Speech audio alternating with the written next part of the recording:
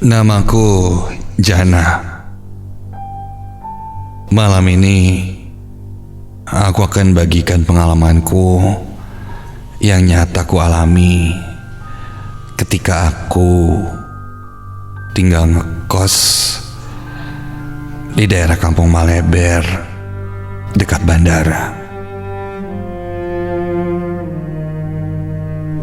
Aku bekerja di sebuah proyek pembangunan. Untuk mempersingkat waktu, biasanya jika ada proyek, aku pasti mengambil kosan atau apartemen yang dekat dengan lahan proyek. Dan hari itu adalah hari pertamaku tinggal di kosanku itu. Setelah seharian bekerja keras, aku pun pulang ke kosan. Kosanku sangat sederhana. Kosan itu tidak berlantai dua, hanya ada satu lantai.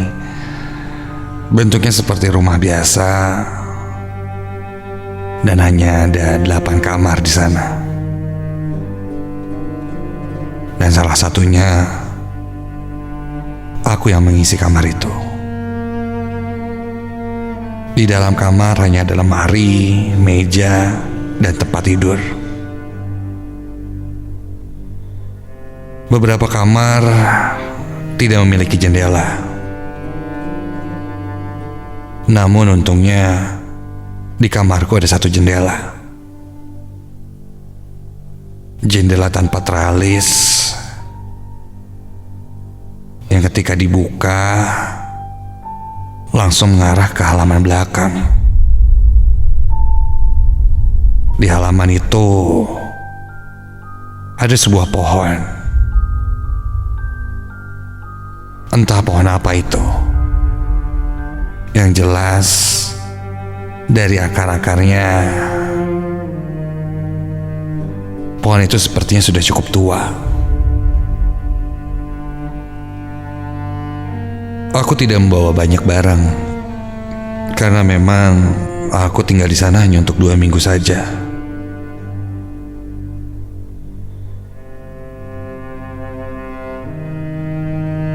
Singkat cerita,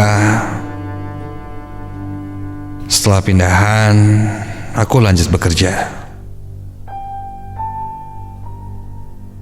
Waktu berlalu hingga jam 9 malam aku selesai. Inginnya langsung pulang. Namun teman-temanku mengajakku nongkrong sambil ngopi dan melepas lelah katanya. Seorang temanku bahkan mengeluarkan papan karambol dan mengajak kami semua bermain. Tentu aku tidak bisa menolak.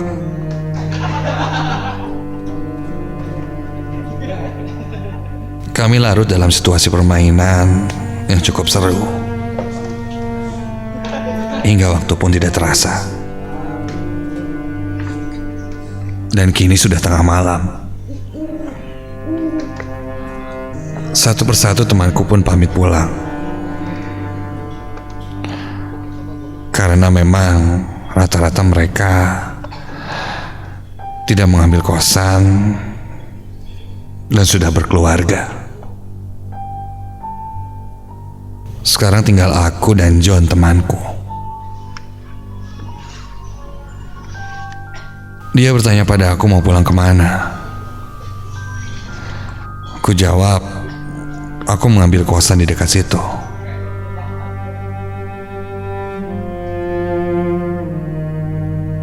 Rumah John memang cukup jauh, di ujung Berung. Karena sudah tengah malam, aku pun menawarinya untuk menginap. Meski awalnya John merasa tidak enak, namun akhirnya dia pun mengiyakan.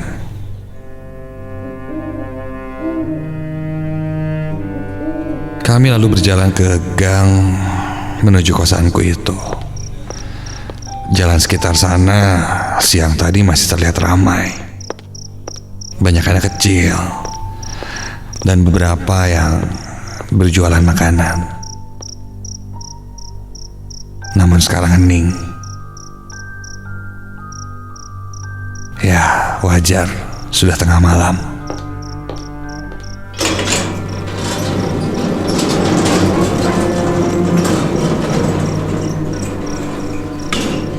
Sampailah aku di kosan. Kesan pertama John begitu sampai di kosanku. Dia bilang, kosanku seram. Aku menepuk John dan membalasnya. John, lo tahu dari mana ini serem? Masuk aja belum? Nih ya, di sini tuh harganya lumayan murah. Dan yang penting dekat ke tempat kerja. Tapi emang sih agak gelap. Banyak lampu yang mati.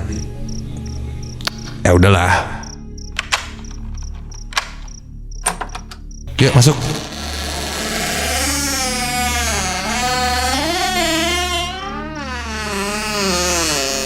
Ketika berjalan menuju kamar, aku baru tersadar.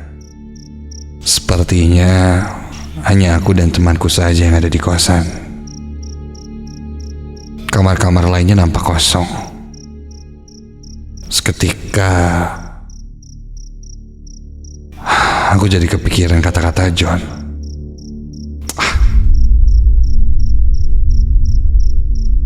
Untuk menghilangkan rasa sunyi, aku meminta John menyalakan laptopnya dan mungkin menonton YouTube. Setelah tethering internet dan tersambung, kami pun mulai berselancar di YouTube. Sebenarnya aku sudah mengantuk dan tidak terlalu ingin menonton apa-apa. Tapi ya, daripada sepi. Ibuku mengalami kebutaan sejak penyakit matanya yang kian lama kian memburuk. Tak ada biaya untuk operasi.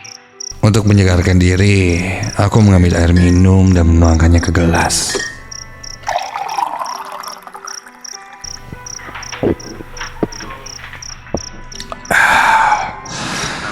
Meskipun tenggorokanku terasa segar, namun tetap saja mataku ini tidak bisa diajak berkompromi.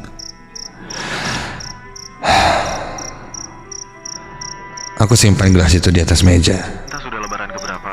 dan kembali ke posisi tiduran. Kaimu kenal lusuhnya itu. Dia tidak pernah tahu. Mata aku sudah mulai mengantuk. Kulihat malah John sudah tertidur. Sayup-sayup, Lebaran tahun aku pun mulai terlelap. aku ingin membelikan ibu. Sampai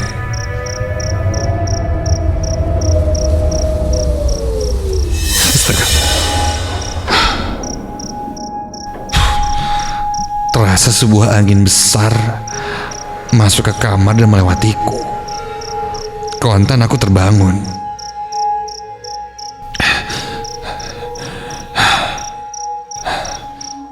Dan kulihat gorden kamarku tersibak seperti terkena angin. Aku terduduk bingung. Pasalnya jendela itu tertutup.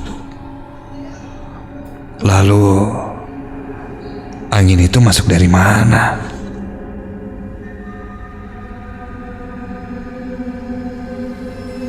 Belum sempat terjawab pertanyaanku itu, tiba-tiba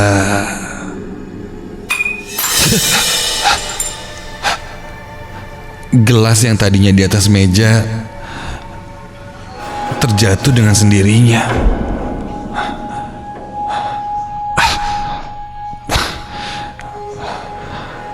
Aku langsung berpikiran positif, mungkin jatuh karena memang aku menyimpannya tidak benar tadi. Aku coba tidak bersugesti yang aneh-aneh untuk menghilangkan rasa takutku. Kulihat John masih tertidur pulas. Tidak enak rasanya membangunkannya. Aku pun lalu menarik selimutku dan mencoba untuk tidur saja.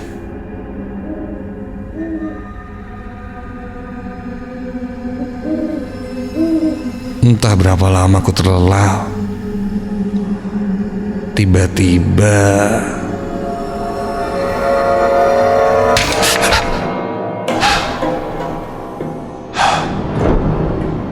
aku terbangun mendengar suara hentakan yang cukup keras. Seperti ada sesuatu yang membentur kaca jendela. Setengah sadar, aku intip dari balik selimut itu ke arah jendela. Dan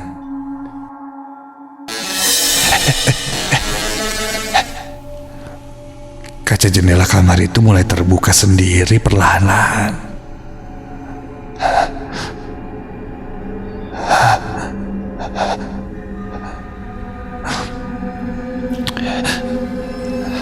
Sampai ya Tuhan, kini jendela itu terbuka dengan lebar, dan bisa kurasakan ada angin yang begitu besar menghembus ke seisi ruangan kamar kosanku itu. Kontan aku bangkit dan akan menutup jendela itu, namun siapa itu?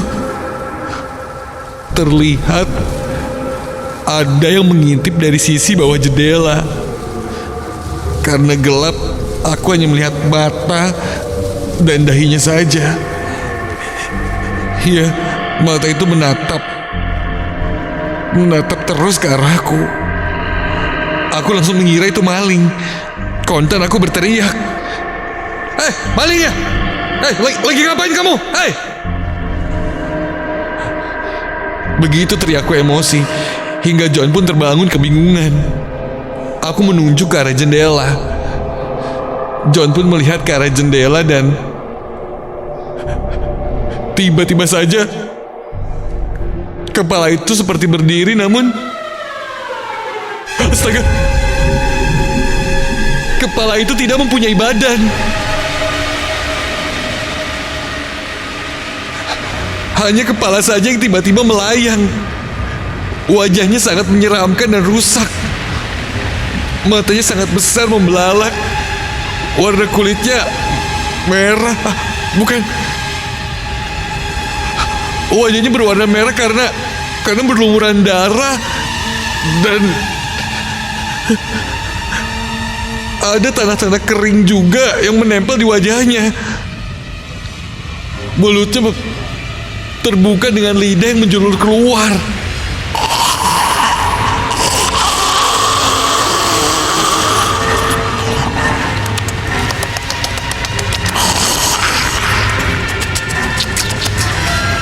Rambutnya yang panjang itu menyentuh lantai, dan kepala itu kini masuk ke dalam kamar dan berputar-putar. Angin terasa menyeruak besar di kamarku itu. Seketika itu juga tercium bau bangkai yang sangat menyengat. Kepala itu masih berputar-putar tepat di atas kami, sambil matanya melirik ke bawah dan menatap kami.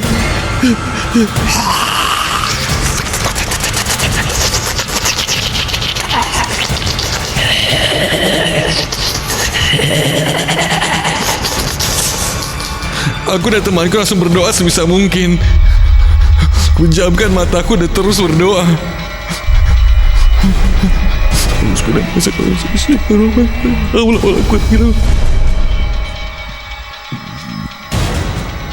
Semakin aku berdoa,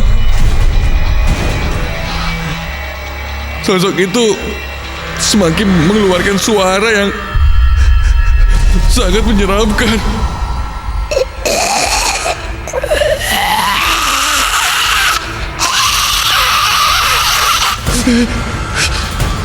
Sampai terdengar lagi bunyi gebrakan yang sangat kencang. Bahkan hingga kaca jendela pun bergetar. Dan ketika kulihat lagi, sosok itu sudah hilang.